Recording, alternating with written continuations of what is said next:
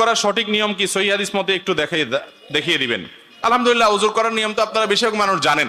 প্রথমে 2 হাতের কবজি 3 বার পানি নিয়ে ধৌত করবেন, এরপরে 1 কোষ পানি নিয়ে কুলি করবেন। অনেক উলামা ইকরাম কুলি আর নাকের পানি একসঙ্গে করতে, নাকে পানি একসঙ্গে দিতে বলছেন, যে একটু দিয়ে কুলি করে আর একটু দিয়ে নাক দিয়ে টান দিবেন। আর অনেক উলামা ইকরাম, বিশেষ করে উলামায়ে আহনাফ, এটাকে আলাদা করে, অর্থাৎ কুলি করবেন 3 বার, এরপর নাকে পানি আলাদা দিতে বলেছেন। তো যাই হোক, কুলি করবেন, কুলি করার সময় গড়গড়া করে যত ভালো করে পারেন কুলি করবেন এবং মেসওয়াক করবেন। কি করবেন? ওযুতে মেসওয়াক, এটা হারায় যাওয়া সুন্নাত, এটা আমরা বেশিরভাগ মানুষ করি না এখন, অথচ গুরুত্বপূর্ণ সুন্নাত। নবী সাল্লাল্লাহু আলাইহি ওয়াসাল্লাম বলেছেন, যদি তোমাদের কষ্ট না হতো এটাকে আবশ্যক করে দিতাম, প্রত্যেক ওযুর সময় মেসওয়াক করা, এজন্য মেসওয়াক করবেন। এরপরে নাকে পানি দিবেন, নাকে পানি দিয়ে হালকা একটু টান দিয়ে তারপর নাকেরে আবার ঝেড়ে পরিষ্কার করবেন। তাহলে একটু হলো পানি দেওয়া, আর হলো ঝেড়ে পরিষ্কার করা। এটা অনেকে করেন না, একটু ভালো করে করবেন।